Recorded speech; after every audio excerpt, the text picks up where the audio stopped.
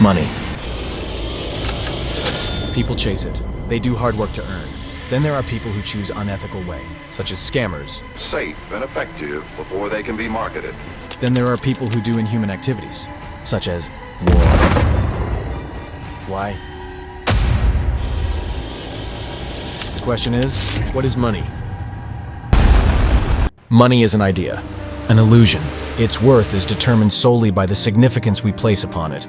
Nevertheless, the illusory nature of money does not diminish its crucial role in our lives. Before the emergence of money, people used to trade by swapping things or services directly without using money. This is called the barter system. The inherent problem with the barter system was its lack of symmetry.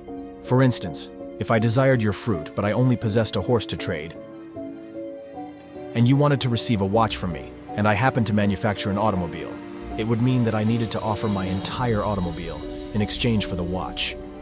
This imbalance in the value of goods made bartering inefficient and challenging to conduct fairly. Before the advent of money, it was very difficult for two people who needed things from each other to come to an agreement, as there was no standardized medium of exchange. They had to wait until a double coincidence of wants occurred, where two people needed the exact opposite things at the same time, which was very inefficient. Furthermore, money served not only as a medium of exchange, but also as a store of value. In the absence of money, some people were unable to store their wealth, despite their best efforts. Think about the fruit vendor and the shoemaker. The shoemaker can craft shoes all year round and establish a thriving business. People need shoes regardless of the season, and they are not perishable goods. This means the shoemaker can consistently generate income. On the other hand, the fruit vendor primarily sells fruits when they are in season. Fruits are perishable and cannot be stored for extended periods. Consequently, the fruit vendor can only barter and make money during specific times of the year. Furthermore, there's an issue with demand. Nowadays, when starting a business, you're often advised to find a niche, a specific group of people interested in what you have to offer. However, the fruit vendor faces the challenge of having something that only very few people want, especially when the fruit is out of season. In the past, when bartering was the norm, people who owned items everyone wanted, such as tools, clothing, or building materials, had the most wealth. These essential items were always in demand, and people would readily trade for them. As time progressed, humanity evolved from barter to a money-based system. For money to have value, it needed to be scarce. The more abundant something is, the less valuable it becomes, a fundamental principle of economics. Around 770 BC in ancient China, a remarkable transformation was underway. The very concept of money was evolving. Imagine a world where currency was as tangible as the tools we used every day. The Chinese, in a gesture of homage to their practicality, crafted miniature versions of these tools and turned them into circular bronze coins. These coins were not just symbols of wealth. They were a testament to human ingenuity and craftsmanship. For the first time in history, money had substance. It couldn't be plucked from the sands of a beach or forged from thin air. Bronze was scarce, and scarcity gave it value. Money, in its nascent form, the worth of a coin was determined by the metal it was cast from, not by some arbitrary decree. However, as time marched forward, kings and rulers grasped the incredible power money held. The more of these small, precious metal discs they amassed, the more control they wielded.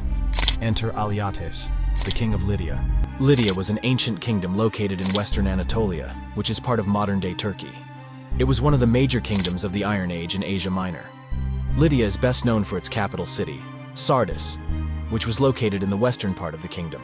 Alyattes, who in 600 BC established the world's first official mint. He minted coins from a blend of silver and gold, and to make things crystal clear for everyone, he stamped images on these coins as denominations. Now, at a glance, people could discern the value of the metal in their hands just by looking at the image on the coin's face. But as the rulers yearned for more wealth, they began downsizing coins and mixing cheaper metals with the pricier ones. Soon, the coins in circulation were worth less than their face value, and the illusion of money was born. No longer did the value of a coin reflect the intrinsic value of its metal. Instead, it was whatever the rulers and the banks declared. For instance, 1 British pound sterling used to represent 1 pound of sterling silver, but that connection was tenuous at best. With the rise of international trade, metal coins became impractical for long-distance transactions. Kings worldwide began issuing IOU certificates stamped with their authority. These pieces of paper held value because people trusted the word of the king. They believed they could exchange these certificates for actual coins, and that trust was well placed. As time passed, people began to need physical coins less and less. The paper currency became a symbol of trust and value, despite no longer being directly exchangeable for gold or silver. From ancient kings to modern governments and central banks, the concept of money has continued to evolve. It remains an illusion. A mere representation whose value was determined by the importance people place on it. One such remarkable example is the 1,000 euro banknote, which is considered the most valuable banknote in circulation today. Although it is no longer being produced, this singular piece of paper holds a current value of $1,150 and remains a legal tender, enabling you to engage in significant transactions like real estate purchases, car acquisitions, and investments in precious metals such as silver. Surprisingly, the production cost of this banknote is less than 20 cents, yet it commands an intrinsic value akin to 110 grams of silver. The term fiat is used to describe this modern monetary system, derived from the Latin word fiat, which translates to "let it be done." It represents a government decree that defines the value of money and establishes its legitimacy as legal tender. The concept of money's illusion is often overlooked, but governments, much like ancient monarchs, recognize the profound influence of currency and continually seek to enhance their wealth and authority. They understand that the greater the number of these banknotes in circulation, the more leverage they have over the economy.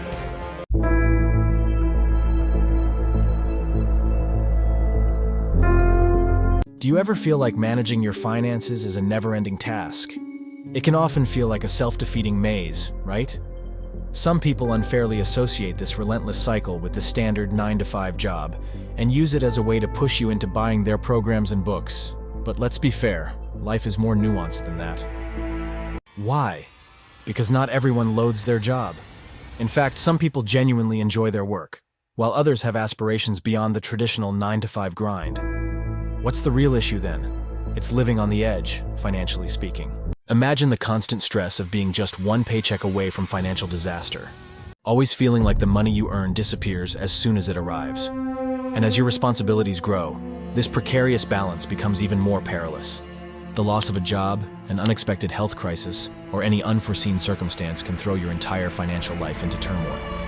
Now let's consider the emotional toll of living on this financial precipice. Your job isn't merely a choice. It becomes a necessity to maintain your lifestyle or pay off mounting debt. The first step towards financial control is becoming aware of your relationship with money. This often involves tracking your monthly expenses, categorizing them into housing, transportation, food, utilities, entertainment, and more. It's about truly understanding yourself. However, this self-awareness can be challenging.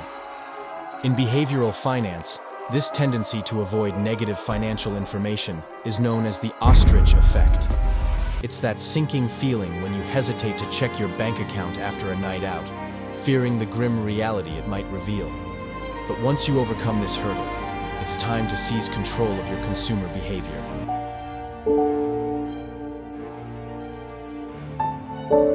This involves budgeting, setting clear limits on how much you intend to spend in each category each month, and sticking to your plan. It's about systematically scrutinizing your expenses and finding ways to minimize them, ultimately allowing you to live below your means. In other words, it's about maintaining a lifestyle that enables you to save and invest. Before diving into investment, consider one of the most common practices in personal finance, the emergency fund. It's a specific amount of savings set aside for unforeseen emergencies, typically covering 3 to 6 months of expenses. The concept of living below your means is crucial.